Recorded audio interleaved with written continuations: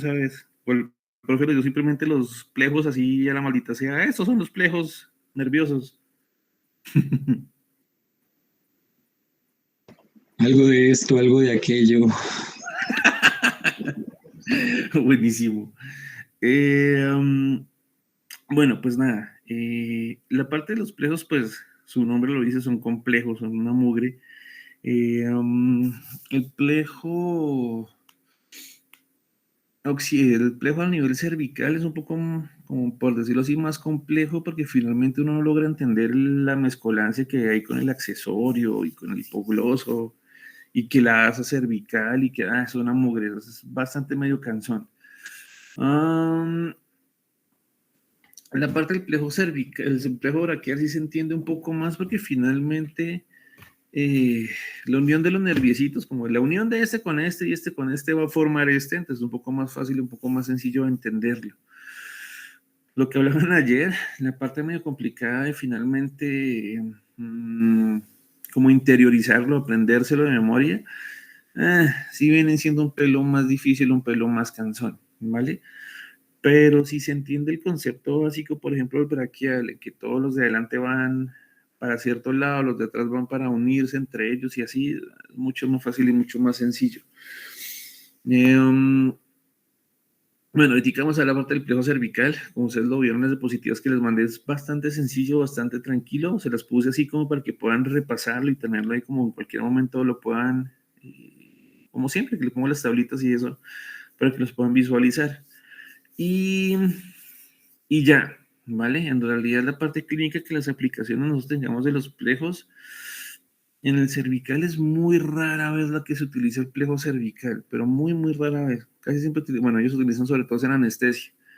Yo la verdad, en lo poco que tuve de salas de cirugía y parte con mis compañeritos de anestesia, yo nunca los he escuchado como que vamos a bloquear el plejo cervical. No. Plejo braquial sí se bloquea, muchísimo y muchísimas veces para hacer cirugías que son muy localizadas y que simplemente con un bloqueadito les va bien. Sobre todo se utilizó mucho y se empleó mucho ahorita en pandemia. Acá en Pamplona lo usamos mucho con un coleguilla con el que yo me llevo demasiado bien los primeros 15 días del mes, donde con ecografía hacíamos los bloqueos y genial, se veía del carajo y era súper. Y pues evitamos así intubar al paciente y se evitan muchas cosas más, sobre todo comenzando pandemia que no sabíamos qué hacer y qué no hacer. Pero bueno, ya luego vamos al lugar para conocer mucho mejor la parte del plejo braquial. Pues nada, vamos a hacerle acá de una vez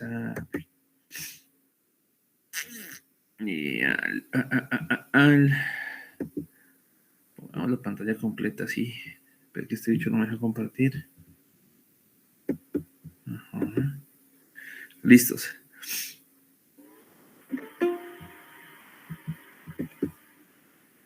Oh, qué locura. Puedo ver lo que se ve, lo que estoy haciendo en la pantalla. Chan, chan, chan. Eso debemos que ahora por acá. Bien. Uh-huh. Uh-huh. Listos. Ahí teóricamente están viendo bien. Sí, señor. Listos. Súper. Bueno, entonces nos habíamos quedado en esta parte, en la parte de los músculos de la laringe.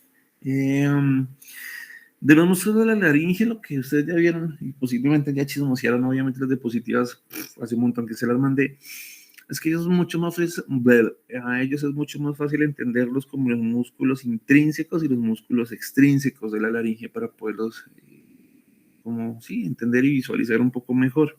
¿Listos?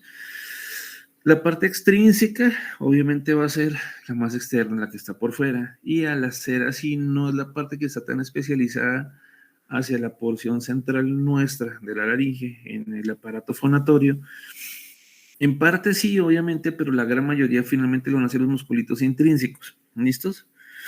Y esta parte de los músculos extrínsecos, entonces básicamente vienen siendo los que son los suprayoideos, los estilofaringeos, ¿vale? Que nos van a ayudar a elevar el ioides, a elevar la laringe, los infrayoideos, que pues obviamente cuando se contraen ellos lo que van a hacer es ayudarnos a descender la laringe.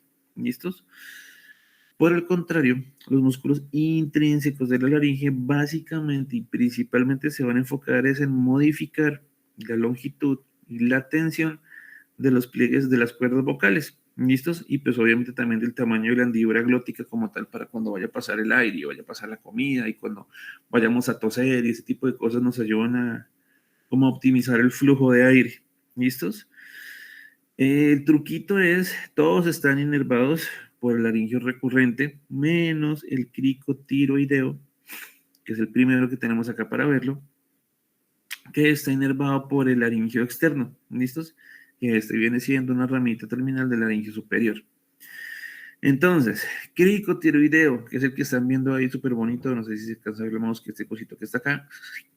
Es cricotiroideo, tal cual como lo pone ahí, se origina en la cara anterolateral del anillo. ¿Listo? Se conoce el anillito del cricoides que tiene la parte, como la laminita del anillo, que es la parte más posterior, pero pues ellos se origina en la parte más anterior, buscando ir hacia atrás, hacia el borde inferior y hacia el asta inferior del cartílago tiroides. ¿Listos? Acción principal, extender y tensar ligamento o cuerda vocal principal como tal. ¿Listos?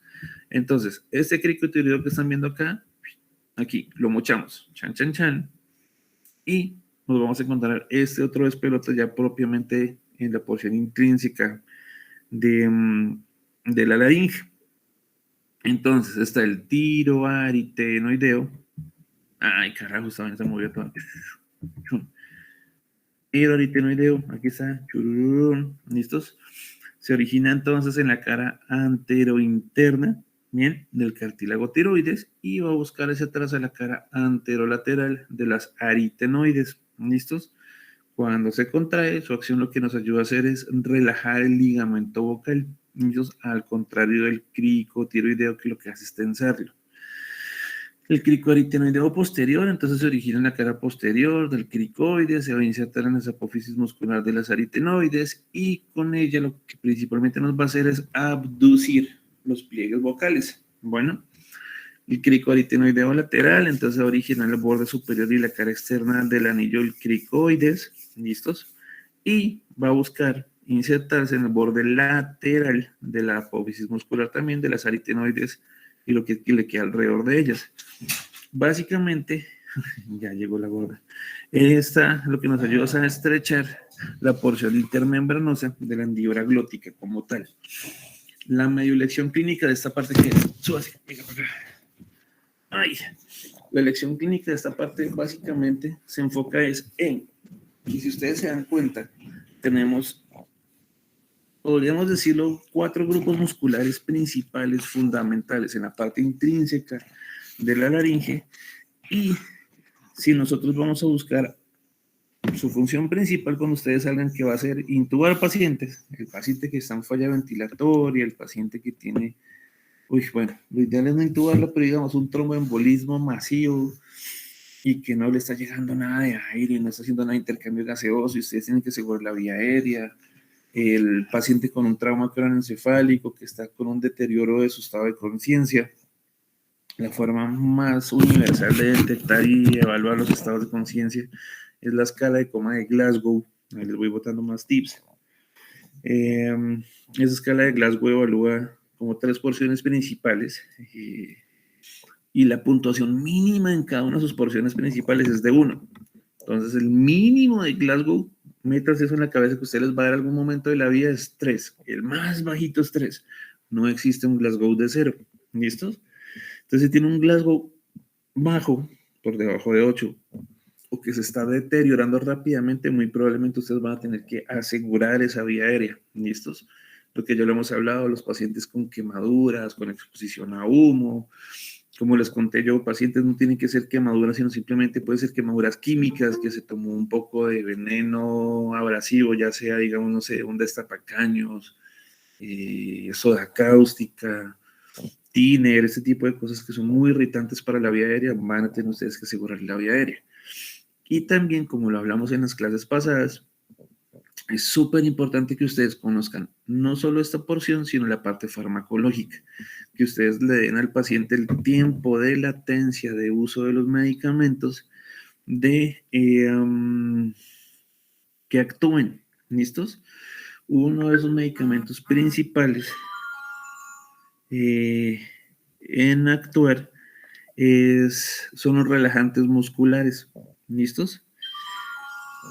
Ah, carajo. Esperen que alguien que quiera entrar y este bicho no deja.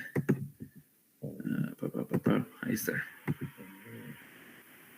Regálenme un segundo. Bueno, mientras estoy haciendo esto, yo creo que si me meto desde mi teléfono, me deja agregar acá desde el teléfono. Entonces, chun, chun, chun. Ve. Pero hace eco.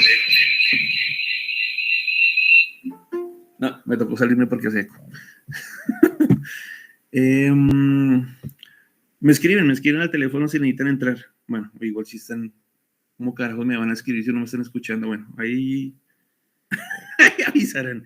Entonces, una de las cosas principales que ustedes tienen que hacer es eso, permitir que el relajante muscular actúe, porque si no actúa, todos estos grupos musculares, bueno, no todos, los principales grupos musculares de lo que estamos viendo ahorita, no les va a permitir, así está viéndose todavía, no les va a permitir el paso del tubo orotraqueal hacia la intubación del paciente. Y va a ser una intubación difícil, una intubación traumática, no solo porque no se van a poder abrir bien la boca, el paciente va a estar luchando con la intubación, puede que le rompan un diente, le laceren los cachetes, le laceren la lengua, la faringe, la laringe, pueden ser muchísimas complicaciones asociadas, ¿vale? Entonces, siempre métanse eso en la cabeza. Tengo que dejar que los medicamentos actúen. ¿Listos?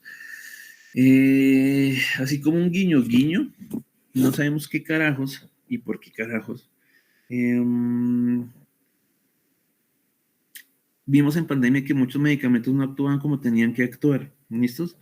Ya sea por almacenamiento, ya sea porque, no sé, la casa farmacéutica en algo falló, la importación algo falló. Pero, por ejemplo, los relajantes musculares que nosotros más utilizamos para intubar, que es el rocuronio, normalmente actúa entre 40 y 45 segundos, pasaba un minuto y medio, 2 minutos, 3 minutos y no actuaba. Lo mismo con los sedantes, con los hipnóticos, con los inductores. Hubo muchísimo lío y muchas complicaciones. Pero siempre nosotros nos permitíamos el tiempo como, venga, déjelo que actúe porque si no va a ser mucho más difícil y mucho más traumático para el paciente. ¿Listos? Y ya, seguimos por ahí. Entonces, aritenoideos transversos y oblicuos. Ay, esperen que se perdió el mouse. Aquí, vamos aquí arribita, sí, el oblicuo y transversitos, ¿vale?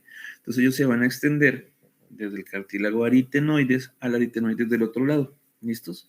Entonces lo que van a hacer es que se originan en la cara posterior de la parte muscular de los aritenoides, se van a insertar en el vértice del cartílago aritenoides del otro lado, y lo que nos van a hacer ellos es aproximar los pliegues vocales, y lo que van a hacer es reducir la porción intercartilaginosa de la propia hendidura glótica como tal.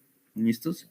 Y finalmente, la parte muscular, en la parte vocal, lo que tenemos que se origina en la cara interna, el tiroides, se inserta en la apófisis vocal y la fusita oblonga del cartílago aritenoides, y lo que nos va a hacer es ayudar a tensar las cuerdas vocales, las dos, listos, por contracción isométrica de los dos musculitos como tal. Como siempre que les dejo ahí, obviamente, la tablilla de que ustedes puedan repasarlo, puedan tenerlo ahí a la mano de cualquier cosa que necesiten. Origen, inserciones, ya saben que todos, la inervación es pues básicamente por el laringio recurrente, ya saben la excepción. ¿Listos? Y ya, de ellos no se puede decir absolutamente nada diferente de lo que ya hemos visto.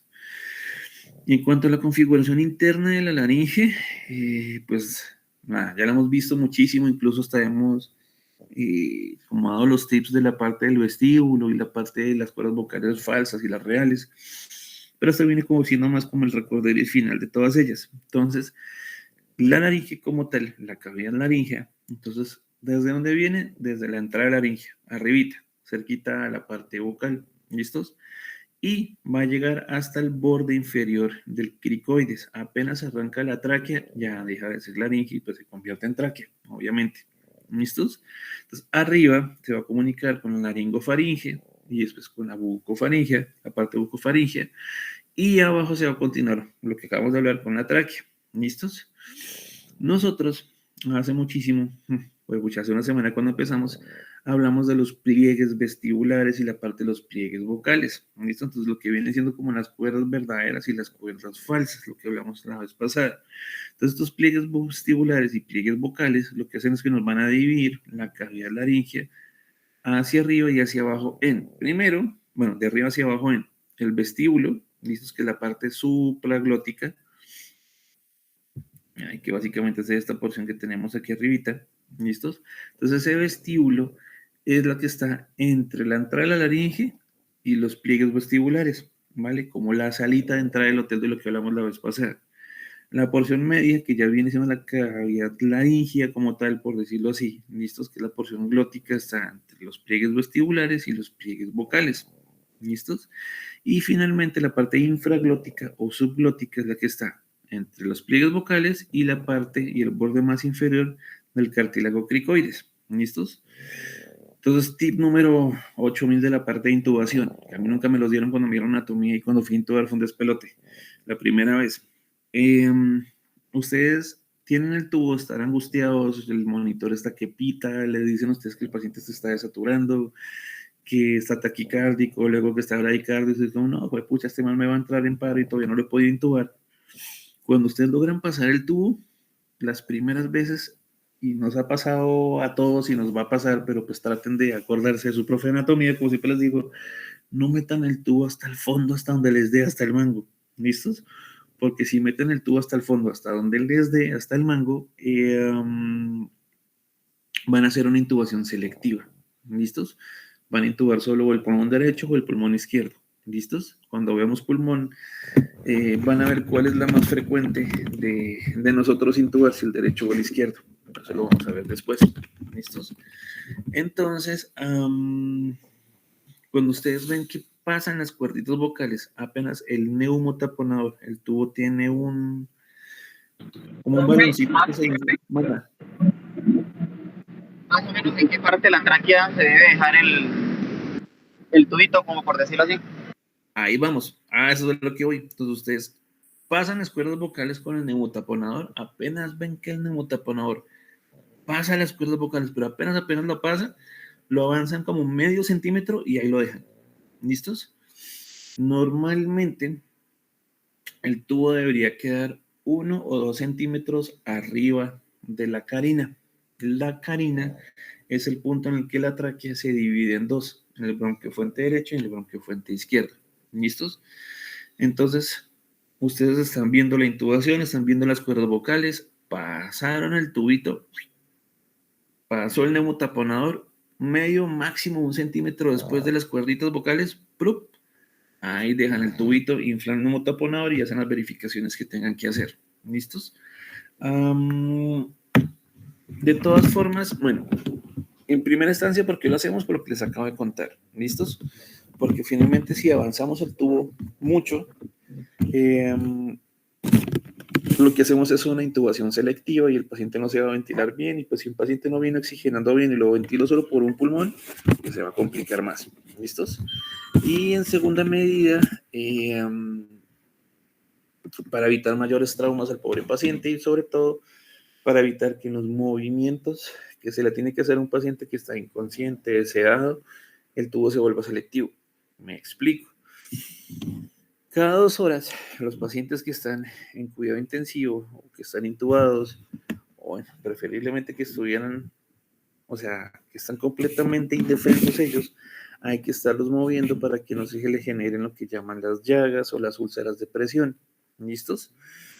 Esas lesiones por presión se dan porque en los puntos de declive del cuerpo humano, cuando yo estoy relajado, dormido y sedado, van a haber ciertas estructuras óseas que van a presionar la piel, bueno, en realidad la parte muscular y la piel contra el colchón, y le hacen una isquemia a ese pedazo de la piel.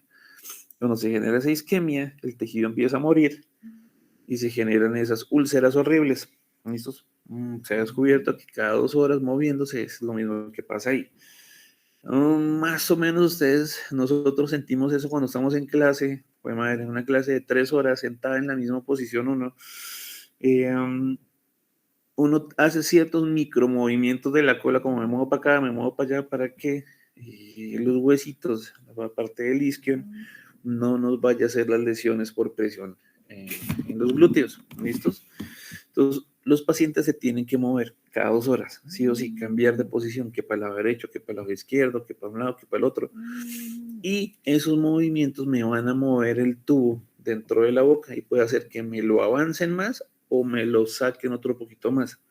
Ese es el rango de seguridad que hay que dejar, porque si yo avanzo el tubo en un paciente en un cambio de posición, no hay forma de que él me avise que está siendo ventilado solo por un lado, las presiones de la ventilación van a subir muchísimo, el paciente se va a saturar, va a ser un complique enorme y eso.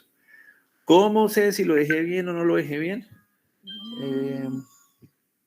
Si lo dejé bien y no lo dejé bien, básicamente es con una radiografía. Bueno, no hay nadie por acá. En una radiografía yo puedo medir cuántos centímetros está por fuera o por dentro de la carina y lo puedo sacar o lo puedo acomodar. ¿Listos? Todos los tubitos, cuando ustedes los cojan y los vean a un lado, tienen marcas y tienen números para decir más o menos a cuántos centímetros lo estoy dejando yo adentro del paciente, a cuántos centímetros de la comisura labial. Si lo estoy dejando a 20, 21, 22, 23, 24. Uno no puede tomar una medida estándar. No, las mujeres a 21, 22 centímetros de la comisura labial y los hombres a 24. No, porque depende mucho el tamaño de cada persona, depende el tamaño de cada laringe, el tamaño de cada tráquea, el tamaño de cada quien. ¿Listos? Entonces, ahí varía mucho. Y ya, seguimos. Entonces, ya los habíamos visto. Entonces, los pliegues vocales o las cuerditas vocales, que son las cuerdas vocales verdaderas. Acuérdense que las falsas son las que tenemos más arribita, en el vestíbulo. Entonces, básicamente, los grupos musculares que acabamos de ver y principalmente los cricoaritenoideos, ¿listos? Ya sean laterales, los transversos, el oblicuo o los tirosaritenoideos, son los que nos van a ayudar a generar los movimientos de las cuerdas vocales, tensándolas, relajándolas, aproximándolas, ¿listos? Para ayudarnos a producir los movimientos vibratorios sobre ellas para generar los sonidos de fonación que nosotros hacemos. ¿Listos? Medio tip, otra vez clínico que les doy, cuando nosotros se nos va la voz, que tenemos una disfonía, ¿listos? Por alguna laringitis, por alguna inflamación viral o bacteriana a este nivel, por lo general lo que uno tiende a hacer es hablar susurrado, a susurrar, pero susurrar hace que los grupos musculares larillos se tensen mucho más, ¿listos? Los pongan mucho más duros y mucho más fuertes. Entonces, cuando a ustedes se les vaya la voz, cuando a sus pacientes se les vaya la voz, cuando a sus familiares se les vaya la voz, digan, no susurren, traten de hablar normal, ¿vale? Si susurran, van a forzar mucho más la voz, van a forzar mucho más los grupos musculares y a tensar más las cuerditas vocales que están inflamadas y van a aumentar más el daño. ¿Listos? Entonces, nada, ese es como el medio tip. Acá ya todo lo hemos visto por toneladas. Y seguimos con la tráquea. Bueno, la parte de la tráquea cervical. Entonces, aquí arribita tenemos el tiroides, aquí abajito tenemos el cricoides, ¿listos? Y debajo del cricoides empieza el primer anillo traqueal, ¿listos? Entonces, ¿qué es la tráquea? La tráquea básicamente es un cilindro, bueno, ese cilindro está formado por arquitos como por anillitos que en la parte posterior los anillos no se sellan de ese propio cartílago, sino se sellan y se cierran por un grupo muscular. ¿Listos? Ese grupo muscular que está atrás es el músculo traqueal. ¿Listos? Este músculo traqueal está dado por fibras musculares lisas, ¿vale?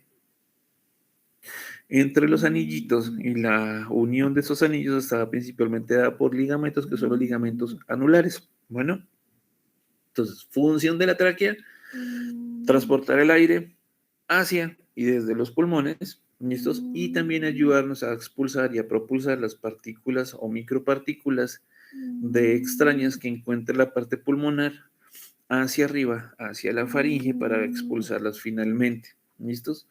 Entonces, todos estos grupitos musculares, todos estos grupos celulares van a tener unos pelitos, van a tener unas celditas y unas cilias que nos van a ayudar a estar recubiertos de mucosa, a estarse moviendo y a estar limpiando esa mucosa. ¿Listos?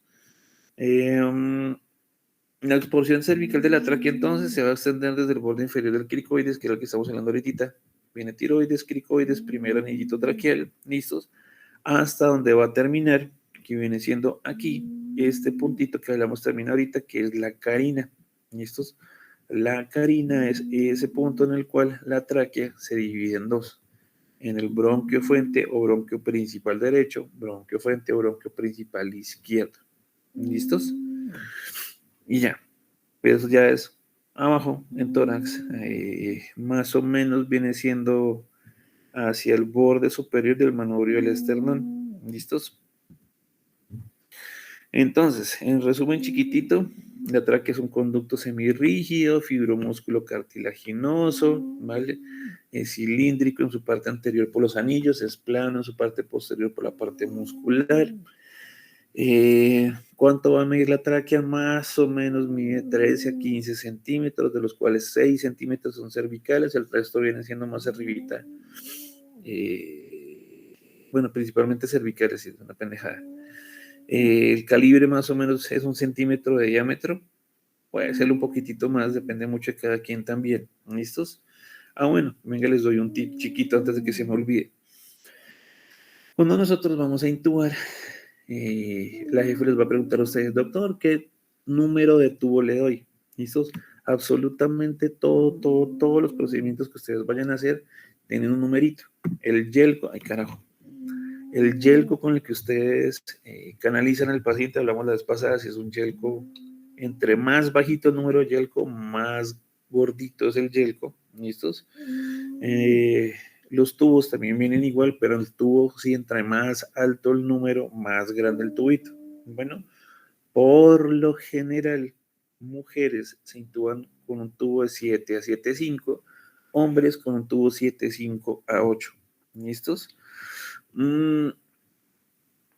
Otra cosa, que se acuerdan de su profe de anatomía, recuerden que este man sabía bastante de intubación, es siempre tengan 2 tubos de cada calibre a la mano.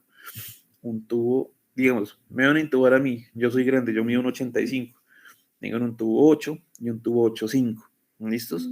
Pero no tengan solo uno, tengan 2 tubos 8 y 2 tubos 8,5. Idealmente, digamos, no, este man lo voy a intubar con un 8. Tengan un 8,5 y un 7,5. Uno por arriba y uno por abajo. Porque ustedes no saben en qué momento tienen como listos. Este man aparentemente tiene la laringe grandotota. Hacen la laringoscopia y dicen como, uy, no, verga, este man tiene tráquea de niña. Páseme un tubo 7,5 o está muy edematizado y no me va a entrar el tubo por ahí. Páseme el 7,5. ¿Listos? O no, este mantiene la taquera gigantesca, este tubo va a quedar volando y va a haber fuga, páseme el 8,5. ¿Listos? Entonces siempre uno por arriba, uno por abajo. Mi experiencia les va a servir mucho a decirles que tengan 2, porque una vez me pasó, hace mucho tiempo así, me dieron una laringoscopia, no me acuerdo la verdad qué tipo de paciente era, digamos que mismo ejemplo mío. Les dije, no, pásenme un 7,5, que este tiene la laringe muy pequeñita. Me pasaron el 7,5 sin haberlo probado antes, porque pues finalmente no se pueden probar todos los tubos antes. Cuando lo intubé y cuando lo fuimos a inflar el neumotaponador estaba dañado de fábrica. No, páseme otro 7,5. No, doctor, no, toca ir a esta farmacia a traerlo. Yo con el paciente sedado, dormido, relajado y bajándole la saturación. ¿No? Entonces, córrale. Finalmente tocó con mañita pasarle el tubito 8, digamos, el que había escogido inicialmente. Pero es un susto muy grandotote. No, ustedes siempre van a tener esa posibilidad de tener 2 para arriba y 2 para abajo, pero cuando la tengan, ténganlo y acompañen y acostumbren a su equipo a hacerlo siempre. ¿Listos? Y digamos, yo escogí el tubo 8 inicialmente para pasar al paciente, pruébenlo antes. ¿Listos? Toca echarle lidocaína, toca lubricarlo. Prueben antes el neumotaponador que funcione, que sí sirva. ¿Listos? Ustedes no se van a poner a destapar el 8, el 8,5 y el 7,5 a probarlos todos, porque ¿cómo justifican ustedes ante una auditoría médica que ustedes están desperdiciando 2 tubos solo para probarlos? ¿Listos? Y ya, ahí van. Entonces, lo que hablamos ahorita de la tráquea, entonces que está constituido por cartílagos, los cartílagos están hacia la parte más anterior, listos en la parte de atrás, están tapaditos por la parte de las fibras musculares, que son lisas en su porción posterior, listos, por la parte del músculo traqueal, y acompañados dentro de la tráquea, a este nivel, en la parte de los anillos, está tapizada por mucosa, que la mucosa tiene glándulas mucosas, ¿listos? Y va a tener unos pelitos que son los cilios que nos van a ayudar a empujar, a arrastrar los cuerpos extraños que haya en vía aérea, que sean microscópicos, que sean pequeños, ¿listos? No nos van a ayudar a pasar el pedazo de empanada que se nos fue por allá, nada, suerte, ya toca toser hasta más no poder, y si se infectó y se broncoaspiró, pues nada, hacer lavas bronquiales, ¿listos? En cuanto a todo lo que hemos visto de la parte de faringe y la laringofaringe, pues la faringe es un tubo músculo facial, ya lo hemos visto por montones, ¿listos? Entonces va a formar parte del conducto del tracto alimentario, nos va a comunicar la cavidad bucal y las fosas nasales con el esófago, ¿listos? Y la laringofaringe viene siendo la tercera porción de la faringe que va a comunicarse arriba con la orofaringe, ¿listos? Churún. Acá vendría siendo lo que estamos hablando, sería como esta parte de la hipofaringe, pero es la laringofaringe. Y abajo va a ser la comunicación básicamente con el esófago. ¿Listos? Y está por detrás de la laringe. Entonces, este es todo el despelote y toda la locura que hemos hablado ahorita, durante esta semana larga que hemos tenido todo este tiempo. Y ya. De tiroides, pues va, la tiroides es una glándula que está ubicada en la región cervical anterior, más o menos a nivel de C5 a T1, ¿listos? Ella es más profunda a los músculos esternotiroideo, a la esternoioideo, y está por delante de la tráquea y de la laringe, ¿listos? Ella está formada por un lóbulo derecho, un lóbulo izquierdo, ahí lo están viendo, un lóbulo derecho, un lóbulo izquierdo, y esos lobulitos se van a unir, por decirlo así, en el centro, en el istmo de la glándula tiroides. ¿Listos? Va a tener que cada lóbulo va a tener 3 caritas, una anterolateral, ¿listos? Otra posteromedial y otra posterior. Y estos lobulitos van a tener diferentes polos, un polo superior y un polo inferior. Bueno, en el centro, donde nos encontramos en el istmo, del borde superior del istmo va a subir, como por decirlo así, como un tercer lobulito, ¿vale? Que es el lóbulo piramidal o lóbulo piramidal del laulet. Este lobulito básicamente es una prolongación superior, va a ser como un vestigio del conducto tirogloso que va a llegar básicamente hasta el borde superior del cartílago tiroides. Va a llegar básicamente hasta el hueso ioides, desde ahí donde se va a prolongar hasta el piso de la boca y va a tener un ligamento suspensorio asociado. De la glandulita tiroides, ustedes van a entender y aprender mucho más en la parte de fisiología, en la parte de histología y sobre todo en patología. Es la única glándula del cuerpo que guarda y almacena cantidades inmensas de lo que ella produce, de la parte de la hormona tiroidea. ¿Listos? Más o menos guarda más de 100 veces lo que se necesita en cantidad diaria de la producción tiroidea que necesita el cuerpo. ¿Listos?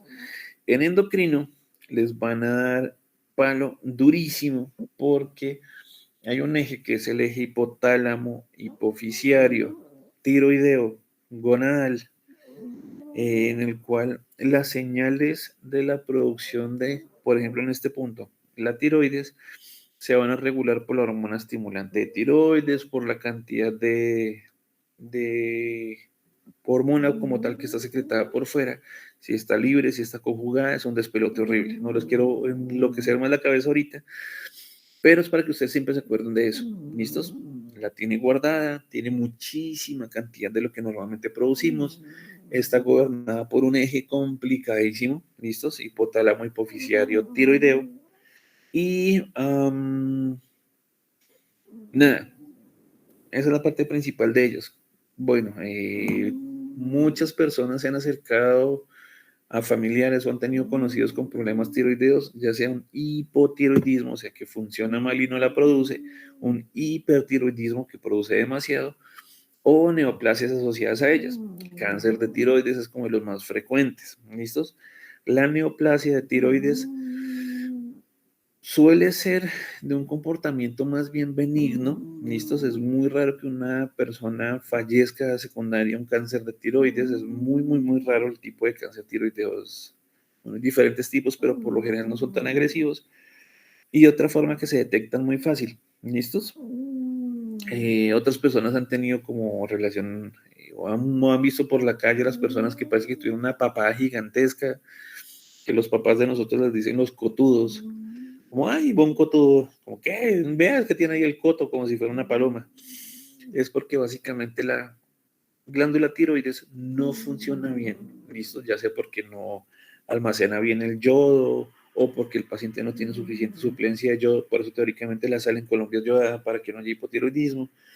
Eh, y la señal del cerebro es decirle, oiga, produzca tiroides, oiga, produzca tiroides, oiga, produzca tiroides, ¿vale?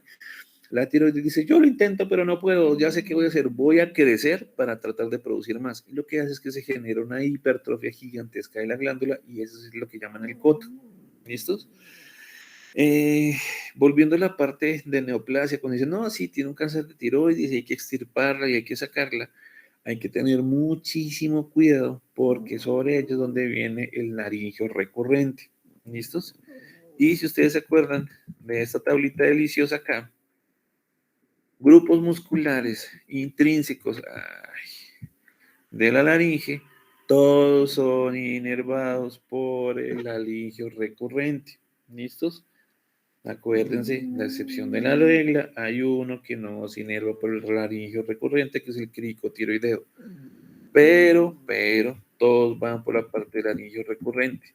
Si yo lesiono ese laringio recurrente al hacer la cirugía de tiroides, voy a dañar las cuerdas vocales y el paciente no va a poder hablar. ¿Listos? Entonces, preferible que cuando haya una cirugía de tiroides, si el sitio lo permite, lo realiza un cirujano de cabeza y cuello, ¿vale? El loco que hizo el cursito de 6 años de medicina, el cursito de 4 años de cirugía y luego otro cursito de 2 años de dedicarse a operar solo cabeza y cuello. ¿Listos? De todas formas, son lesiones que obviamente uno no quiere producir, que no se generan por una mala praxis, sino simplemente hay personas que son subespecializadas o tienen una alta especialidad para tratar de evitar que eso suceda. Aún así, sucede, ¿listos? Pero, pues si hay alguien más experto que lo pueda hacer, pues como un poco mejor, ¿no? Sería la cosa. La parte arterial ya la hemos visto hasta el cansancio, cuando miremos la parte de cuello y cuando miramos ahorita la parte de subclavias, ¿listos? Lo que sí nos queda medio pendientes en la parte de las venitas y aún así ya las hemos visto cuando miramos cuello, pero bueno, repasamos un pelo acá. En cuanto a la parte de la sangre que proviene de los espacios de los lóbulos tiroideos interlobulares, ¿listos? Se va a juntar en venitas superficiales, que vienen siendo las que están alrededor de la cápsula de la tiroides, que son las subcapsulares. Van a formar un complejo tiroideo, ¿listos? Y obviamente va a estar por delante de la tráquea. Entonces las del polo superior, las del arco supraísmico van a drenar hacia la vena tiroidea superior. Esta venita tiroidea superior va a terminar en la facial o en la yugular interna, dependiendo, ¿listos? Y la porción media del lóbulo va a drenar hacia la tiroidea media, que va a terminar en la venita yugular interna, ¿listos? Y las del polo inferior van a drenar en la tiroidea inferior, que va a desembocar finalmente en la parte brachiocefálica, donde se hace la unión de yugular con subclavia. ¿Listos? La glándula tiroidea tiene asociada otras glandulitas chiquititas, muy chiquititas, con forma de lenteja, que son las paratiroides. ¿Listos? Entonces, estas glandulitas paratiroides son muy pequeñitas, anexadas a la tiroides. ¿Listos? Y sobre todo y principalmente nos van a ayudar a regular el calcio sanguíneo. ¿Listos?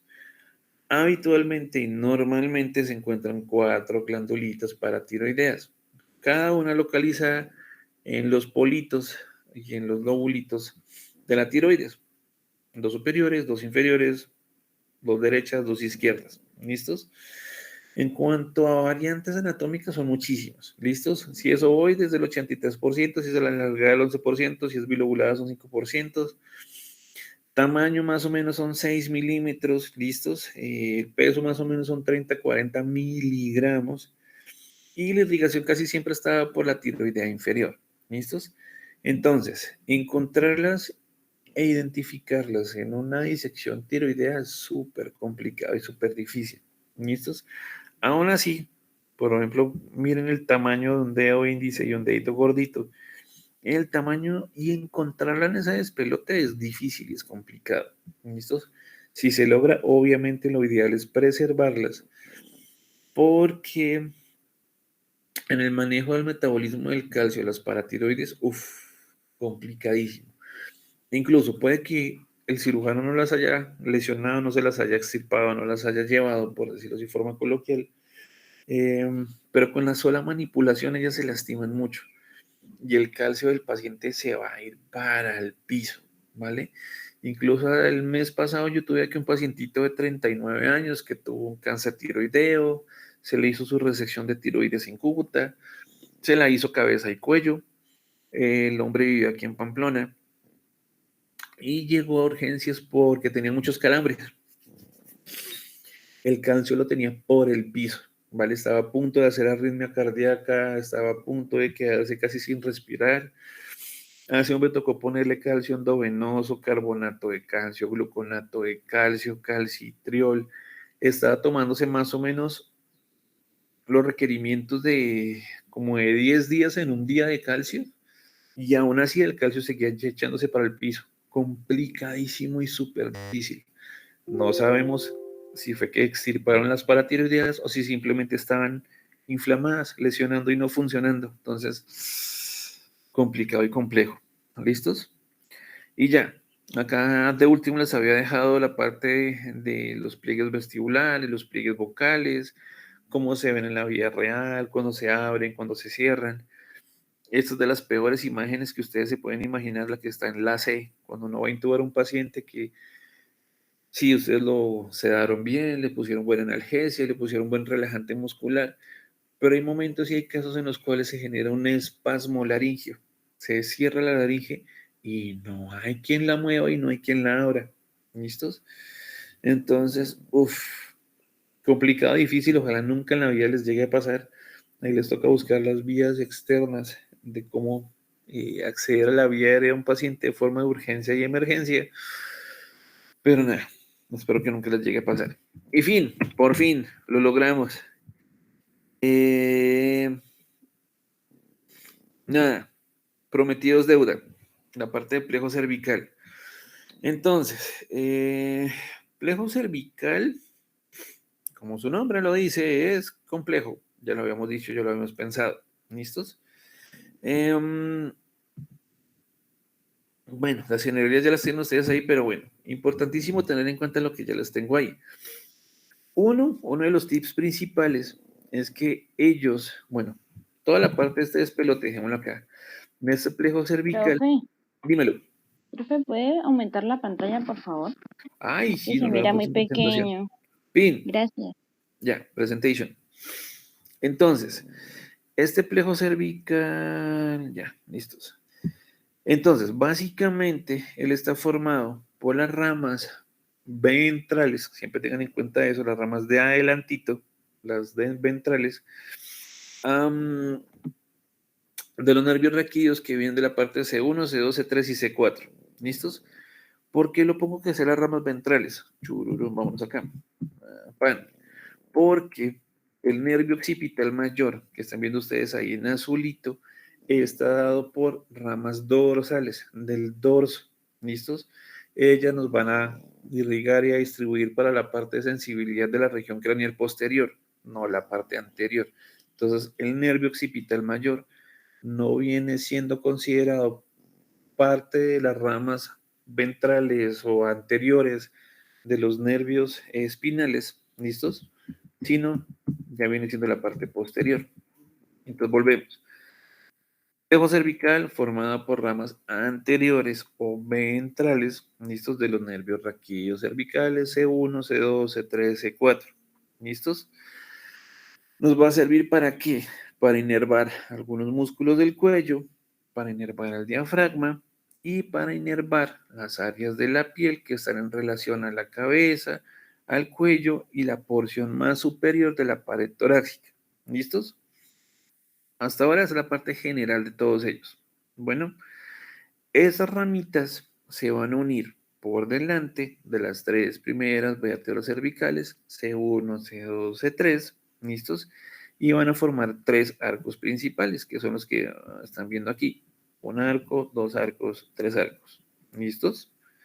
De esos tres arcos van a salir las ramitas que van a constituir el plejo cervical como tal, ¿listos?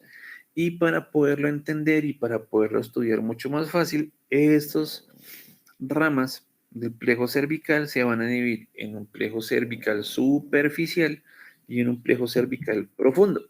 ¿Listos? Que acá los vamos a ver un poquitito mejor. El tip o el truquito está que el plejo cervical superficial nos va a dar únicamente ramas sensitivas a nivel de la piel. ¿Listos? El plejo cervical profundo, que también está formada por las raíces, por las asas nerviosas, ya vamos a mirar la parte del asa cervical, las ramas motoras y las ramas anastomóticas, nos va a dar sensibilidad y parte motora también. ¿Listos? De ubicación y de las relaciones anatómicas, pues este plejote cervical va a estar cubierto por el esternocleidomastoideo, ¿listos? A nivel medio va a estar limitado obviamente por los músculos pegaditos a las vértebras que vienen siendo los paravertebrales, por el paquete vascular asociado y de forma más lateral por el elevador de la escápula. ¿Listos? Entonces, acá se los dejo y se los pongo así y ya nos devolvemos otra vez. Entonces, de tener en cuenta principalmente asociado al despelote que encontramos de que se forman los arcos y que de los arcos salen los grupitos nerviosos, hay que tener en cuenta dos formaciones importantes principales en este plejo. ¿Listos? Uno, que es el asa cervical, y la otra parte que es el nervio frénico. Entonces nos devolvemos. Una parte importantísima que está aquí en verdecita, ¿listos? Que es esta, el asa cervical, y la otra parte importantísima a tener en cuenta es esta, el nervio frénico. ¿Listos? Entonces, aparte del despelote que ya vimos, que vienen siendo de C1, C2, C3, C4, ¿listos? Que van a formar esos arquitos, que son los arcos que están aquí, chururón, que de estos arcos se van a desprender las ramas nerviosas que van a constituir como tal todo el plejo cervical, que de aquí se van a desprender las ramitas que van haciendo un plejo cervical superficial, sensitivo y un plejo cervical profundo, pongámoslo así como mixto. Vamos a tener esas otras dos estructuras apartes, el asa cervical y el nervio frénico como tal. ¿Listos? Ahí vamos por ahora. Entonces, de esa asa cervical, ¿qué es lo importante? Que va a tener dos raíces, una superior y una inferior. ¿Listos? Entonces, la parte de la raíz superior del asa cervical nos va a alcanzar arriba el nervio hipogloso, ¿listos? Y a medida que va descendiendo, se le va adosando. ¿Qué fue lo que sonó? Chururún. Churún. Listos. Churún. Y churún. Listos. Entonces, esta raíz superior del nervio cervical lo va a alcanzar el nervio hipogloso a medida que va descendiendo. ¿Listos? Y la raíz inferior desciende unos centímetros de forma más lateral a la yugular interna. Churururún. ¿Listos? Y se va a doblar hacia adelante, hacia aquí hacia adelante, y se van a anastomosar para formar el asa como tal. ¿Listos? Entonces acuérdense, como la agarradera del pocillo, la agarradera de las jarras viene siendo una asa, y acá se forma esta asa que es el asa cervical. ¿Listos? Entonces, esta asa cervical va a botar las ramitas que nos van a inervar todos los musculitos que están por debajo acá del ilioides, los infraioideos. ¿Listos? La otra estructura de tener en cuenta, que es esta, que es el nervio frénico. ¿Listos? Entonces, el nervio frénico viene siendo formado por fibras motoras que vienen de C3, C4, C5, C3, C4, C5, ¿listos? Y va a descender por delante del escaleno anterior, ¿listos? Va a pasar muy cerquita al pericardio y va a buscar distribuirse abajo en el diafragma para inervarlo, músculo principal de la respiración de nosotros, tóraco-abdominal, para generar las presiones negativas que necesitamos para poder respirar. ¿Listos? Esa es la parte a tener en cuenta. Entonces, del plano cervical superficial, se los puse en azulito para que lo tengan en cuenta. El nervio occipital mayor viene siendo una raíz dorsal, no ventral, no anterior, una raíz posterior de C2. ¿Listos? Entonces no se toma como parte de esta porción del plejo cervical anterior que el que estamos estudiando. ¿Listos? Entonces, del plano cervical superficial están estos 4 nervios principales: el occipital menor, auricular mayor, cervical transverso o transverso del cuello o cutáneo transverso del cuello, ¿listos? Y el supraclavicular, ¿listos? Del occipital menor, que es el primero que está ahí, o también se le llama nervio mastoideo, va a ascender, va a seguir el borde posterior del esternocleidomastoideo, va a llegar hasta la mastoides y va a inervar la piel de esta zona. O sea, aquí en esta porción. ¿Listos? El auricular mayor, que viene siendo ramita de C2 y C3, es la rama más gordita de todas, de la parte sensitiva del plejo cervical. Va a ascender en dirección hacia la oreja, mucho más fácil entenderlo por la parte auricular. ¿Listos? Va a ir por la parte lateral del esternocleidomastoideo, se va a dividir en 2 ramitas, una anterior para la región de la piel parotidia y una inferior para la rama mandibular, generando también la parte posterior de la piel de la oreja y el meato auditivo externo. ¿Listos?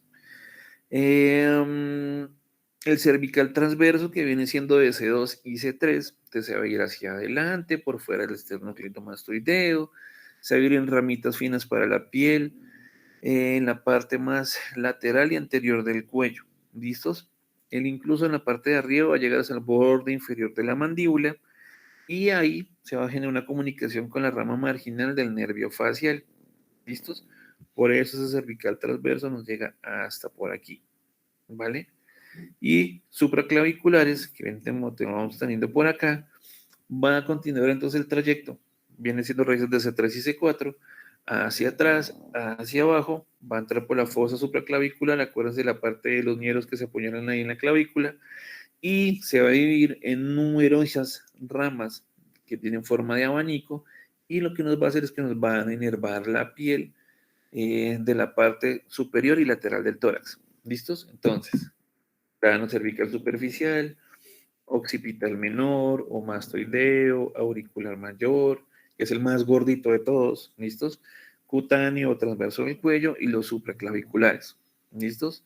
Entonces, occipital C2, auricular C2, C3, cutáneo transverso del cuello C2, C3 y supraclaviculares C3 y C4. Y ya, por ese lado, ahí sin problemas, sin tanto complique. Y ahora nos vamos a la parte profunda. ¿Listos? Profesor, Mándalo. qué pena, ¿me puedo volver a mostrar un segundo la imagen de la cabeza? Gracias. ¿Esta? Chichi. Ah, bueno, es más, ahí se los Sí, tengo. gracias. Entonces, la parte del occipital mayor, acuérdense que es rama posterior, ¿vale? No es rama anterior de S2. Las anteriores son las que encontramos aquí, ¿bien? Que son esos 4 grupitos. El occipital menor o mastoideo, auricular mayor, cutáneo transverso del cuello y los supraclaviculares. Ya, esos son los 4 que están ahí guardaditos y pegaditos. ¿Listos? Bien, entonces, el plano cervical profundo, ¿Listos? Entonces, plano cervical profundo. Los anteriores, exclusivamente sensitivos. Medio, pongan en mente que el plano cervical profundo, digamos que es exclusivamente motor, menos el nervio frénico. ¿Listos? De lo que vimos de las estructuras asociadas. ¡Ay! Importantes en los planos cervicales. Entonces, estas ramas del plano cervical profundo me van a botar ramas mediales, ramas laterales, ramas ascendentes y ramas descendentes. ¿Listos? Que básicamente el despelote viene siendo este. ¿Listos? Entonces, las ramas mediales me van a inervar el músculo largo de la cabeza y el largo del cuello. Las laterales me van a inervar el elevador de la escápula, romboides, ¿listos? Y hay algunas ramitas de esta porción de los laterales que van a estar destinadas al nervio accesorio, ¿listos? Al onceavo par craneal. Y entonces nos van a inervar parte del esternocleidomastoideo, ¿listos? También nos van a inervar parte del trapecio y entonces ese grupo muscular de las ramas laterales nos van a ayudar a los movimientos de rotación de la cabeza o los movimientos del cuello y ayudar a elevar los hombros. ¿Listos? Entonces, ya terminamos con las ramas mediales, con las ramas laterales, ahora vamos con las ascendentes. Las ramitas ascendentes nos van a inervar el músculo recto anterior, menor y el recto lateral de la cabeza.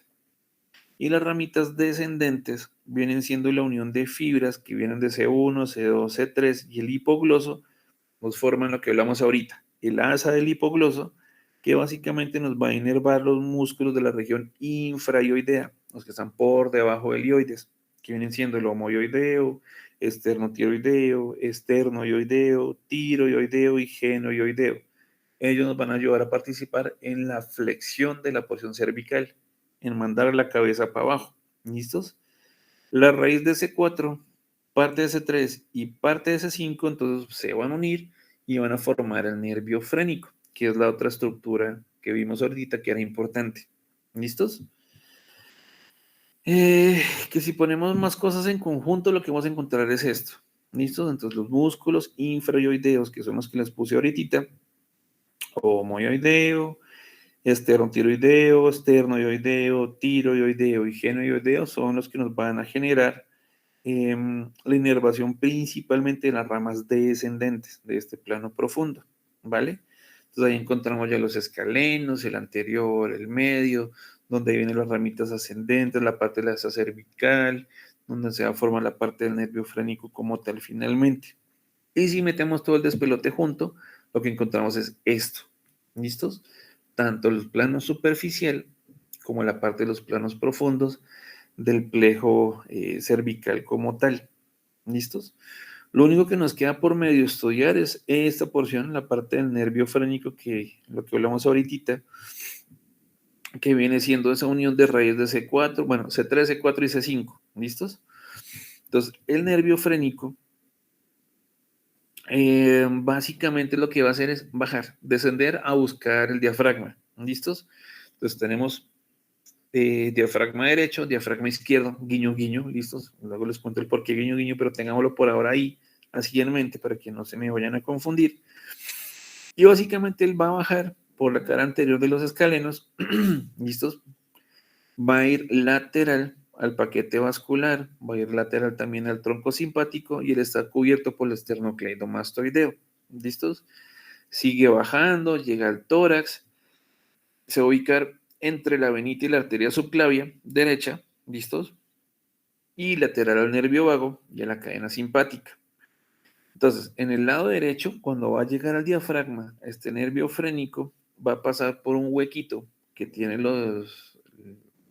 el diafragma, ¿vale? Es un hueco para que pase la vena cava inferior. Y en el lado izquierdo va a ir por delante del arco aórtico. ¿Se acuerdan ese arquito cuando miramos la parte del nacimiento de las subclavias? Subclavias. Ajá. Entonces, va por delante del arco aórtico, va a contornear ese borde cardíaco hasta alcanzar abajo al diafragma, casi muy cercano a la puntita del corazón. ¿Listos? Entonces, los dos nervios frénicos finalmente abajo se van a unir al diafragma para generar los movimientos del músculo respiratorio. Cuando veamos ahorita tórax, lo vamos a ver muchísimo mejor. ¿Listos? De esta parte importante, entonces, que los nervios frénicos se van a anastomosar en la base del cuello, con el subclavio, con el cordón del simpático, que viene siendo el ganglio cervical inferior, y con una rama que proviene del asa del hipogloso. ¿Listos? Este nervio frénico entonces nos va a dar ramitas colaterales. Ahí viene siendo la parte sensitiva para la cúpula de la pleura, la parte pulmonar, para la pleura como tal y para el pericardio. ¿Listos? Y abajo, totalmente abajo, las ramas que están por encimita del diafragma, también va a dar sensibilidad para la pleura, ¿listos? Para el diafragma, para el peritoneo, la parte de la telita que recubre la cavidad abdominal abajo, subdiafragmática, ¿listos? Para los ligamentos del hígado, para las glándulas suprarrenales, y eso es lo que nos genera muchos cuadros clínicos locos de es que me duele, pero no sé dónde es que me duele, pero es que el dolor se me refleja al hombro y finalmente el dolor es abajo abdominal. Cuando miremos abdomen, vamos a hacer este pequeño mini repasito de la parte del frénico para que puedan entender una parte clínica importantísima, pero no los quiero confundir por ahora. ¿Listos? Entonces, esta es la cuestión del plejo cervical. ¿Listos? Entonces, acuérdense, se lo tengo acá muy facilillo. Que en realidad hay uno superficial, hay uno profundo. ¿Listos? Superficial, solo sensitivo, profundo, solo motor, excepto el frénico. ¿Listos? En cuanto a la parte superficial, entonces acuérdense que tenemos, que aparte de eso tenemos dos estructuras importantes, una que es el asa cervical y la otra que es el nervio frénico. ¿Listos?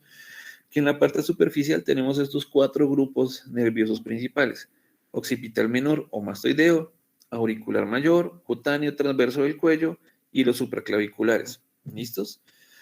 Acá están las distribuciones de ellos, ya lo tienen para que lo repasen, esta es la cháchara que hablamos ahorita. Y acá está la distribución para poderlo entender un poco mejor en cuanto a la parte sensitiva de la porción superficial del plejo cervical. ¿Listos? En cuanto a la parte profunda, entonces acuérdense que digamos, guiño guiño es netamente motora, excepto el frénico. ¿Listos? Que acá están las distribuciones de las ramas mediales, laterales, ascendentes y descendentes. ¿Listos? ¿Qué musculitos inervan? Ahí está puestotote cada uno de los sellos para que los tengan. Y en cuanto a la parte del frénico, bueno, acá les dejo como el tip para la parte de las ramitas descendentes, que viene siendo la parte de los músculos infrayoideos, que son los que tenemos acá. ¿Listos? Y del frénico, que básicamente él se va a unir con la otra parte de la estructura de C2, C3, C4, parte de C5, que acá no lo vemos, pero pues acá estaría el C5, para formarnos el frénico tanto derecho como izquierdo. ¿Listos? Aquí es el paquete nervioso, el frénico, la distribución de cómo va él y fin. Bien, un poco más entendido, un poco más fácil para el quiz de ahorita. Ya tiene todas formas y las presentaciones y todo para poderlo tener mucho más fácil y mucho más fresquito. ¿Sí? ¿No tanto complique? ¿Un pelo mejor? Sí, mejor. La verdad, sí. No tengo el quiz ahorita, pero en la clase anterior, pues con el otro profe, de pronto no lo entendí tanto. Bien, me alegra. Entonces, sí ven, o sea, la cosa es más de uno tratar de acomodarse como carajos, es que uno como que lo entiende un poco mejor. ¿Listos? O sea, si yo les voto así, no, es que hay uno anterior y uno posterior y uno superficial y uno profundo y hay un asa y del asa también va a salir parte del frénico, pero el frénico no sale solo del asa y también se mete el hipogloso y no es como, ¿qué carajos me están hablando? Nada, cojan como los puntos centrales y traten de identificarlos y desglosarlo un poco mejor. Y ya, y ahí está, súper fácil y súper sencillo. Bueno, uy, fue madre. Músculos del ¿En sí qué connotación tiene la inervación? Profe, ¿en sí qué connotación tiene la inervación de algunos ramos del plexo que van a inervar al esternocleidomastoideo y al trapecio, si en sí no tienen ningún tipo de función motor, porque ellos siempre tienen que ver con el accesorio? Sí, exacto. Básicamente es... Entonces, bueno, ¿para qué lo inervo? Para para amargarnos joderle la la vida a vida nosotros. al estudiante de anatomía, punto. No mentiras. Los inerva como en una parte, como por decirlo así, como coadyuvante para que no sea única y exclusivamente la parte accesoria, pero finalmente, si se lesiona el accesorio, va a tomar el mando. Esto es una pendejada. Y viene siendo más, no sé. La verdad, me parece más eso, de ganas de confundirlo y joderle la vida al estudiante de anatomía. Por eso en medio parte yo había obviado, y bueno, y de hecho en las otras semestres había obviado parte de este plejo cervical porque finalmente la confusión es grande, ¿listo? Como el matar el tiempo, aprenderlo es bastante enorme. Y las aplicaciones clínicas vienen siendo algo mucho más complejo y mucho más difícil porque viene siendo la parte de anestesia en los bloqueos regionales, buscando la parte motora y sensitiva, pero es muy raro que no vaya a actuar en cuello o en cabeza y cuello sin una anestesia general. Es muy raro que se haga una anestesia local para decir, no, marica, voy a sacar la tiroides a este man y voy a... No, hágalo con una anestesia local. Jamás de los jamases, ¿sí me entiendes? Eh, no, es que le voy a suturar la oreja, pues uno hace uno lo hace con una anestesia local en la orejita, simplemente infiltra la orejita y ya. O el paciente no sé, tuvo una puñalada acá en la piel, cerca de la clavícula o arribita de la clavícula y lo voy a suturar, ya sé, voy a bloquear el plejo cervical. No, uno hace un bloqueo de la piel, ¿sí me entiendes? Directamente en la piel. Entonces las aplicaciones clínicas iniciales a las que ustedes se van a enfrentar son muy pocas. De hecho, pues yo les acabo de contar, pues madre, llevo 12 años haciendo esta vaina y yo no me he encontrado con el primer bloqueo cervical como tal. Braquial, sí, muchísimas implicaciones clínicas braquiales, muchísimas, pero muchísimas que también los vamos a repasar. Así hablando cháchara, no pues en diapositivos, sino hablándola pues para no confundirlos a ustedes obviamente. Nada, lo que les sirve es lo que les acabo de contar básicamente. No Profe, sé si un poco más, nímelo. ya que usted habló sobre una puñalada, un ejemplo en la parte de la clavícula, ahí encontramos una parte del pulmón, no me acuerdo cómo es el nombre, si me la puede decir, le agradezco. Y lo otro es, en el caso de algún tipo de afectación por arma cortopunzante en la subclavia, que pasa en la subclavia axilar, ¿cómo es el procedimiento para reparar la parte vascular? Ahí es difícil, muy, muy, muy difícil, porque por ejemplo, normalmente cuando tú tienes algún tipo de herida, lo que tienes que hacer es frenar el sangrado. Eso es que el paciente no se desangre. Y con simplemente hacer una muy buena presión sobre el sitio, haces que el sangrado pare. El problema a nivel subclavio es que pues tienes la endemoniada clavícula que no te va a dejar hacer presión sobre la estructura anatómica lesionada, ya sea la subclavia, la axilar no tanto, pero digamos la subclavia. ¿Listos? Eh, Te lo pongo de otra forma, no lo pienses tanto en que me apuñalan la subclavia, porque es muy difícil una apuñalar una subclavia, pero digamos, tú estás pasando un catéter venoso central, subclavio, sin querer, no sé, fue madre, se confabuló todo el planeta y empezó a temblar y la rasgaste y la lesionaste. Llegar a parar un sangrado de una subclavia es supremamente difícil y jodidísimo. Te toca hacer una presión enormesísima por debajo de la clavícula, esperando a que llegue el grupo de, si no se para nunca el sangrado de cirugía, ya tocaría hacer una esternotomía, abrir literalmente el pecho para, ¿para qué? Para llegar a controlar la lesión vascular. ¿Listos? Y casi siempre en este punto lo tendría que hacer en cirugía vascular. Inicialmente se hace un control de daño con la parte de cirugía general, pero después ya la reparación y como tal se hace por medio de cirugía vascular. Y es súper difícil y súper complejo. Eh, es más, por ahí que ya me habían mandado un meme de un man que se hizo un piercing en la clavícula. O sea, fue puta, el que nada teme, el que nada sabe, nada teme. Impresionante. Una locura total. Entonces, eso es como de los contras de tomar los catéteres venosos o clavios, que cuando se haya alguna complicación, es muy, muy difícil controlarla. ¿Listos? Pero la complicación tiene que ser muy grande, tiene que ser un desgarro muy enorme y el paciente tiene que tener mucho compromiso de todo su sistema de coagulación, ¿vale? Por lo general, digamos, yo tomé la subclavia y si en vez de coger la venita cogí fue la arteria, la retiro, hago una muy buena presión sobre la clavícula, pues debajito de la clavícula como hacia donde estaría el territorio de la arteria y no se genera una hemorragia grande, no se genera un hematoma y más bien se controla y se mantiene súper bien la parte subclavia. Entonces no habría tanto lío y tanta complicación asociada. Y lo mismo, digamos, ustedes en su puñalada bailable, están en mierdado y les llegó el paciente con la lesión por herida cortopunzante, por arma de fuego o alguna situación, háganle presión sobre la clavícula. Pues no encima, sino por debajito, como tratando de buscar el territorio vascular y, y muy posiblemente lo van a poder parar el sangrado. ¿Listos? Bueno, musculitos de dorso. Queda media hora. Listos, yo se las envío. A ver dónde lo tengo yo por acá el dorso. Ya te diré un segundo, buscamos acá.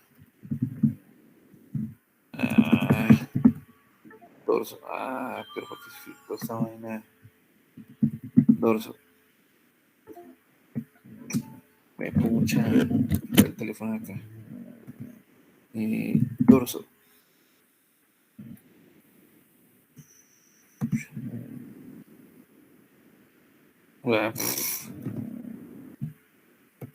Sí, así cuando estoy compartiendo pantalla les publico lo pendejada que estoy haciendo.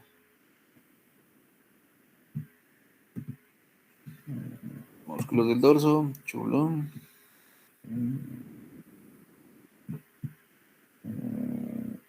Ay, cargué, maldita sea, no me dejó abrirlo. Chenan, volvemos. Músculos del dorso. Pirín, pirín, pirín. Listos, esperamos que manden. Eso, Tilín. Eso, Tilín. Buenísimo, weón. Quitemos esta mugre acá. Chao, plejo cervical. Dorso. Listos. ¡Tarán! Músculos del dorso. Bueno, a ver, empecemos. Bueno, acá están las generalidades pendejas que siempre les hablo. Todas esas chacharas y se las dejo puestas. Y luego empezamos con la loquera de toda esta cuestión. Entonces, músculos del dorso, ¿dónde se ubican? ¿Dónde se encuentran? En la región del dorso. ¿Listos? Atrás. Facilísimo. Entonces, igual, como lo vamos ahorita, lo idea es como dividir los grupos musculares para poderlos entender y poderlos estudiar un poco mejor. Yo casi siempre les hago esta locura así. Entonces, básicamente, fue acá. Bien, listo, sí. Entonces, básicamente, estos grupos musculares los podemos dividir en dos. ¿Listos? Y también esa división de los grupitos musculares nos sirve mucho. Bueno, si ya la vieron y si no, pues a mí no me sirvió porque finalmente no le paré bolas, pero después sí me sirvió muchísimo. Son los orígenes embriológicos. ¿Listos? Los músculos del dorso también tienen dos orígenes embriológicos distintos que les van a dar su funcionalidad y su posición distinta en nuestro cuerpo. ¿Listos? Tanto la parte de inervación como su función. Entonces podemos hablar de unos músculos extrínsecos del dorso y unos músculos como propios, intrínsecos, autóctonos, como los quieran poner, del dorso. ¿Listos? Entonces, los extrínsecos vienen originados de los hipómeros, ¿vale? Ellos van a migrar hacia la región dorsal y se van a ubicar de una forma más superficial que los músculos propios del dorso, ¿vale? Los músculos propios del dorso nos van a ayudar a movilizar la columna vertebral, ¿listos? A diferencia de los extrínsecos, ellos van a derivar de los epímeros, ¿listos? Y van a estar inervadas por ramas dorsales de los nervios espinales, ¿listos? Entonces, extrínsecos de los hipómeros, intrínsecos de los epímeros, extrínsecos más superficiales, propios o intrínsecos del dorso, más profundos. ¿Listos? De los grupos extrínsecos del dorso, ellos se pueden dividir incluso en un grupo que nos va a ayudar a movilizar el miembro superior y otro que nos va a hacer más como especializado para la parte de las costillitas. ¿Listos? De los músculos extrínsecos están inervados, por ramas anteriores de los nervios espinales, y los músculos extrínsecos del dorso vienen siendo el trapecio, el elevador de la escápula, el dorsal ancho, romboides mayor, romboides menor, serrato posterior superior y serrato posterior inferior. ¿Listos? Todas esas chechas las tengo aquí puestas, ¿vale? Ahí está todo está, que estamos hablando ahorita. Y ya, pues arrancamos con la parte extrínseca, la parte más superficial, y nos vamos hacia la parte más profunda, que no creo que lo logremos, pero bueno, ahí le vamos haciendo. Entonces, trapecio, fácil, y está puesto ahí. Entonces, músculo plano, capa muscular que tiene una forma más o menos, por decirlo así, triangular. ¿Listos? La base de este trapecio se va a extender desde el occipital hasta la última vértebra torácica, ¿vale? T12, y el vértice va a ir hacia los lados, hacia la porción lateral, hacia la articulación acromioclavicular. ¿Listos? Músculo grandotote, enorme. ¿Listos? Como es tan grandotote y tan enorme, lo van a dividir en 3 porciones. ¿Listos? Y dependiendo de la forma y hacia dónde van las fibras musculares, es que vienen siendo estas porciones. ¿Listos? Que vienen siendo estas que tenemos acá. Bueno, tenemos una porción descendente, una porción transversa y una porción ascendente. ¿Listos? La descendente, que es la más superior, porque va de arriba hacia abajo y desciende, muy fácil. Entonces, arriba se va a insertar en la superficie del occipital, en las líneas nucleares suprema y superior y en la protuberancia occipital externa. ¿Listos? Hacia abajo, hacia la parte medial, él va a continuar con el ligamento nucal, va a estar entre las apófisis espinosas de las cervicales y en la fascia revestimiento de toda esta porción. ¿Listos? La parte distal, la inserción distal, entonces va a ser en el tercio lateral del borde posterior de la clavícula y en la cara superior de la clavícula. ¿Listos? La porción que sigue, que es la transversa, o también se le llama los fascículos medios, el origen viene a ser las apófisis espinosas de la séptima vértebra cervical, las 3 primeras torácicas, el ligamento supraespinoso que le corresponde asociado. ¿Listos?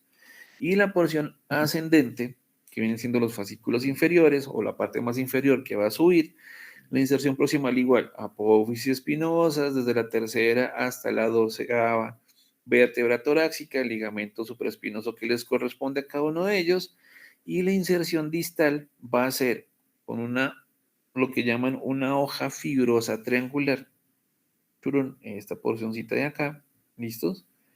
Y va a hacer que se deslice sobre la terminación más medial de la espina de la escápula, quedémonos solo en la escápula, ¿listos? Y finalmente se va a insertar en ella. Ya luego cuando miremos la escápula vamos a mirar cuál es la espina y qué nos va a ir la espina y bla, bla, bla. ¿Listos? Pero entonces eso es para mostrar la distribución gigantesca, enorme y brutal del trapecio. Que como tiene unas fibras que bajan, otras que van atravesando y otras que van subiendo, lo dividen en esas 3 porciones. ¿Listos?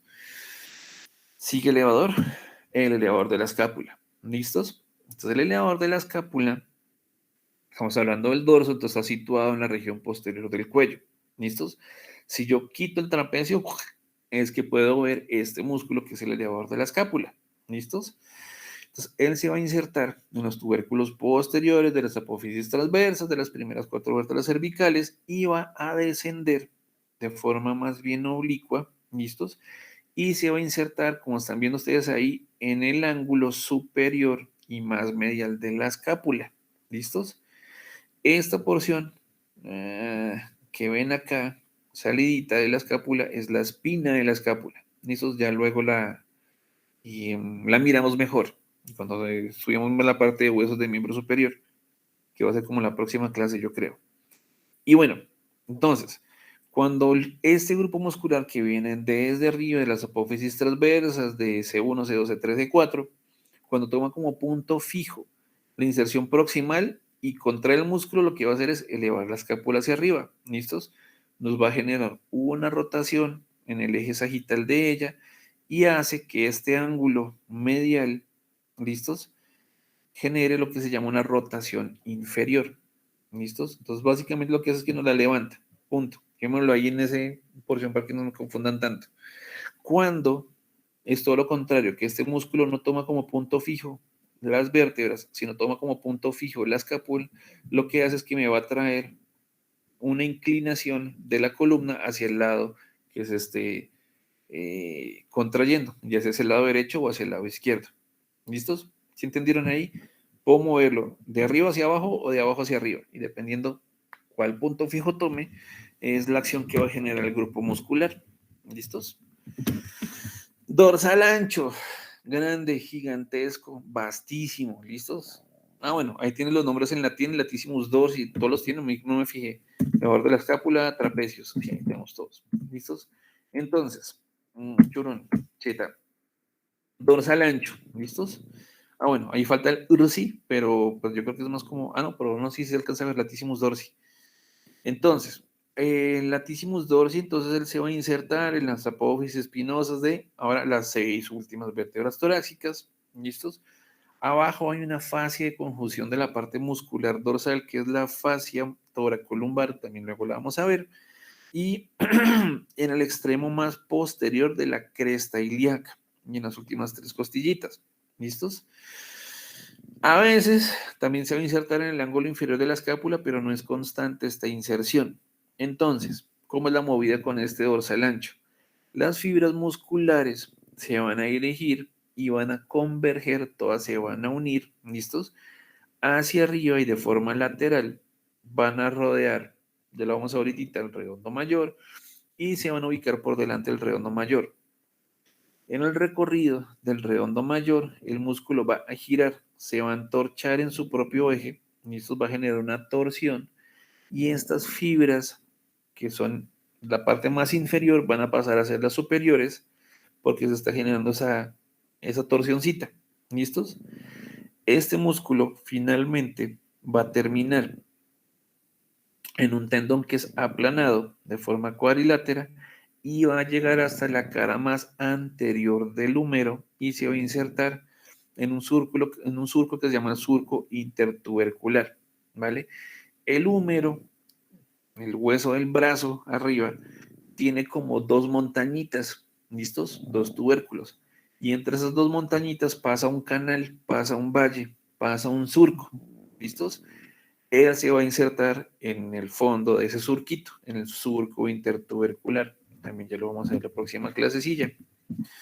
Entonces, en la parte más superior, el dorsal ancho, como viene desde atrás, viene desde arriba, viene desde abajo, todas las fibras musculares van a converger, se van a entorchar, se van a torcer y va a llegar hasta donde ven ahí, hasta el húmero.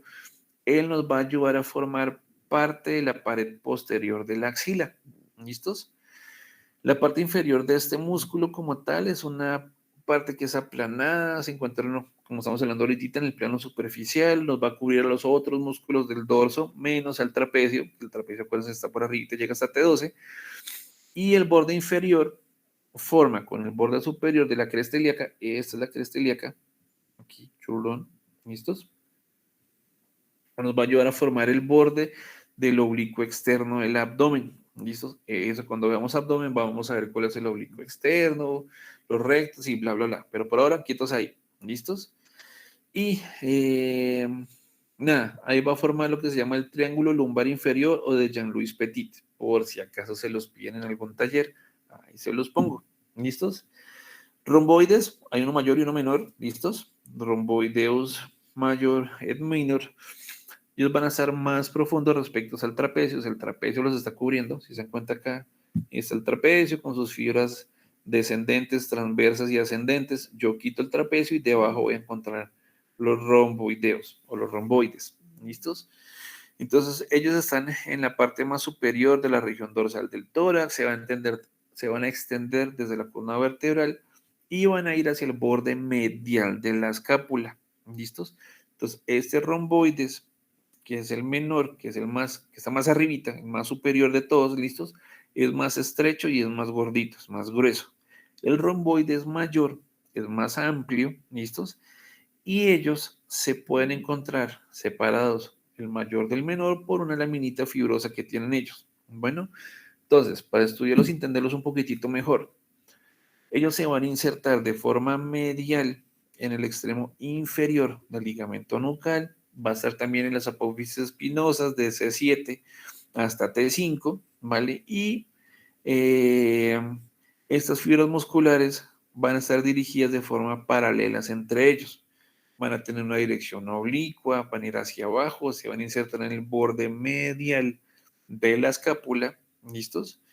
Y los dos grupitos musculares van a tener una forma cuadrilátera romboidal y por eso que se llaman romboides, ¿listos? Ellos van a cubrir unos grupos musculares que están más profundos, que son el serrato posterior superior y el erector de la columna y el esplenio. Pero bueno, eso lo vamos a ver más adelantito. ¿Listos? Serrato posterior vendría así. Entonces el serrato posterior superior. ¿Listos? Entonces el músculo serrato posterior superior también es un músculo plano, también se va a insertar en las apófisis espinosas de C7 y las primeras T torácicas, T1, T2, T3. ¿Listos? Las fibras musculares entonces forman una lámina que va delgadita, oblicuo hacia abajo, de forma lateral, ¿listos? Y va a terminar en la cara posterolateral de las costillas. Bueno, si se dan cuenta, los superficiales iniciales venían uniéndose hacia la porción escapular. Ya vamos más profundos, ya dejan de insertarse en la escápula. ¿Listos? Y este músculo lo que va a hacer es que va a cubrirnos de forma superficial los músculos propios del dorso, los que ya son más intrínsecos. ¿Listos? Entonces, si tenemos un serrato posterior superior, vamos a tener un serrato posterior inferior, que acá lo tenemos. ¿Listos? Entonces también es un músculo plano, es un músculo fino, él se origina en la fascia toracolumbar, que lo que hablamos ahorita, va desde T11 hasta T2, hasta L2, perdón, y se va a dirigir de forma lateral y ahora hacia arriba, hacia la cara también posterolateral de las últimas 4 costillitas. Bueno, está un músculo que está cubierto por el dorsal ancho y él también nos va a ayudar a cubrir entonces también más adelante el erector de la columna. Hora 7:42. Cuadrado lumbar. Entonces, cuadrado lumbar o cuadratus lumborum. El cuadrado lumbar vienen siendo 3 capas de fibras musculares que tienen diferentes proyecciones entre ellas. Bueno, hay una capa superficial, una capa intermedia y una capa posterior. ¿Listos? La capa superficial es delgadita, tiene fibras musculares iliocostales del ilion hacia las costillitas. ¿Listos? Y también tiene iliotorácicas, desde la ilion, desde la cresta ilíaca hacia la parte más lateral de los cuerpos vertebrales de T12. ¿Listos? La capa intermedia tiene fibras musculares lumbocostales, o sea que va desde las apófisis transversas de las lumbares hasta la costillita número 12. ¿Listos? Son fibras musculares que varían en tamaño, en dirección y en grosor. Esas son no son inconstantes, sino tienen muchas variantes anatómicas. Y la parte más posterior del cuadrado lumbar de las fibritas vienen siendo fibras iliocostales laterales y básicamente ellas van desde la cresta ilíaca, van a conectar las apófisis transversas de las vértebras lumbares y ellas lo que nos hacen es reforzar esa fascia toracolumbar y se van a insertar en terminaciones tendinosas a nivel toracolumbar. ¿Listos? Entonces, básicamente el cuadrado lumbar no es que sea un solo cuadrado, sino que son 3 fibras de 3 diferentes capas musculares, superficial, intermedia y posterior, o más profunda, que son las que están ahí postototas. ¿Listos? Cuando veamos abdomen lo vamos a entender un poco mejor, pero pues nada, hace parte de los grupos musculares del dorso. Y ya, estos vienen siendo, por decirlo así de cierta forma, los superficiales. ¿Listos? Nos quedan ya los propios del dorso como tal, o los más profundos.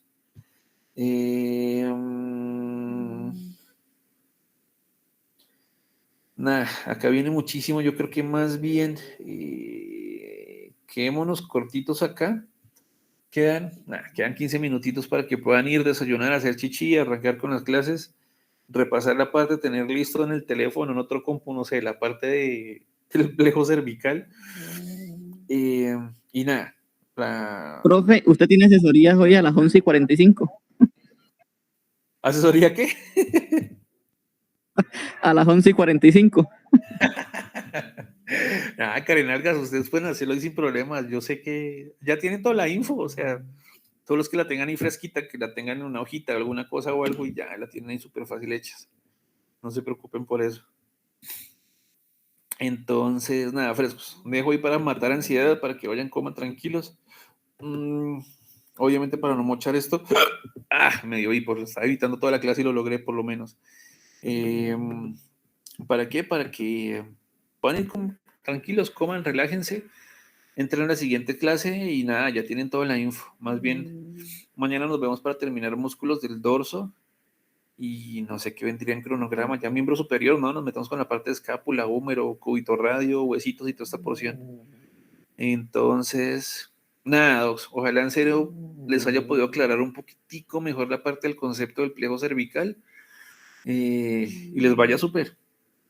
Ánimo, que eso les va muy bien. Ok.